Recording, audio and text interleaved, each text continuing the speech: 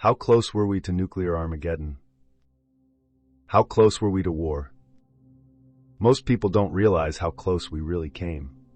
On October 27, 1962, a U.S. spy plane was shot down over Cuba, a moment that could have triggered all-out war. That same day, a Soviet submarine commander, Vasily Arkhipov, stopped his crew from launching a nuclear torpedo, despite being seconds away from doing so.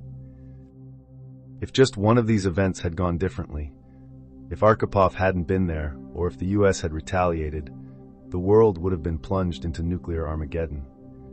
But what would that have looked like? The first hours of World War III. If war had broken out, it would have started with Cuba. The U.S. would have launched airstrikes on Soviet missile sites. But here's the problem.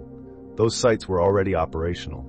Before being destroyed, they could have fired nuclear missiles at U.S. cities like Miami, Washington, and New York. The Soviet response? Massive retaliation. Nuclear submarines stationed off the U.S. coast could have launched their missiles at major American cities within minutes. Millions dead instantly. At the same time, the U.S. had a secret plan, codenamed P-62, to launch thousands of nuclear warheads at the Soviet Union, wiping out entire cities from Moscow to Leningrad. Within hours, the world would be in flames. The global fallout. But the devastation wouldn't stop there. If the Cold War turned hot, nuclear strikes would have triggered a domino effect across the globe. Europe would have been a battleground. NATO forces would have fought Soviet troops across Germany, but in a nuclear war, no side could truly win.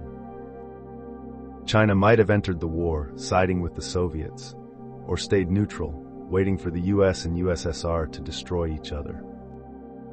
Latin America and the Middle East would have erupted into chaos, as both sides fought for control of vital resources.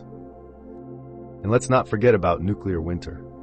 The sheer number of detonations would have blocked out the sun, dropping global temperatures, killing crops, and causing mass starvation. Would civilization have even survived? If humanity survived, what next? Let's imagine that some pockets of humanity did survive the nuclear firestorm. What kind of world would be left? Would new nations rise from the ashes? Would civilization return to a medieval level of technology?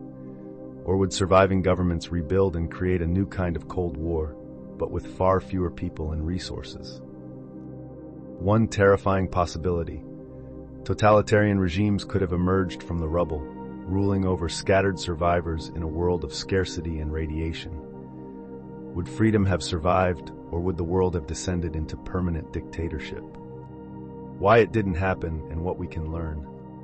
In the end, we were saved by a handful of rational minds, leaders who understood that no one wins a nuclear war. But the Cuban Missile Crisis wasn't the last time we faced this risk. Even today, thousands of nuclear weapons remain armed and ready, meaning a future conflict could still play out. The lesson? The world must never let history repeat itself. So what do you think? If the Cold War had turned hot, would civilization have ended, or could humanity have found a way to rebuild? Let us know in the comments. And if you love exploring alternate history, don't forget to like, subscribe, and hit that notification bell for more butterfly history. Until next time, stay curious and question the past.